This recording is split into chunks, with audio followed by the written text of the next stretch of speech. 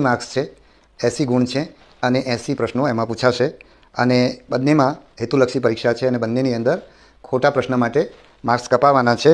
0.25 marks એની અંદર કપાવવાના છે, એટલે કે નેગેટિવ માર્કિંગ છે. હવે પાર્ટ એના અભ્યાસક્રમની વાત કરીએ તો રિઝનિંગ અને ડેટા ઇન્ટરપ્રિટેશન, ક્વોન્ટિટેટિવ એપ્ટિટ્યૂડ અને કોમ્પ્રિહેન્શન. તો પહેલાં આપણે રિઝનિંગ અને ડેટા ઇન્ટરપ્રિટેશનની વાત કરીએ તો એના 30 ગુણ છે, એટલે કે 30 પ્રશ્નો પૂછાશે. અને રિઝનિંગ અને ડેટા ઇન્ટરપ્રિટેશન છે એ ગણિત નથી. હું સ્પષ્ટ કરું, રિઝનિંગ એટલે કે તર્કના આધારે તમારે જવાબ નક્કી કરવાના છે અને ડેટા ઇન્ટરપ્રિટેશન એટલે કે તમને જે માહિતી ડેટા આપેલી છે એ ડેટાના આધારે તમારે પ્રશ્નોનો જવાબ આપવાનો છે.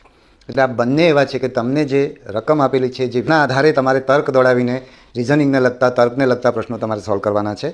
અને ડેટા ઇન્ટરપ્રિટેશનમાં તમને ડેટા આપેલી છે, જે માહિતી આપી છે અને એ માહિતીના આધારે જે પ્રશ્ન પૂછવામાં આવશે એ પ્રશ્નનો જવાબ આપવાનો છે.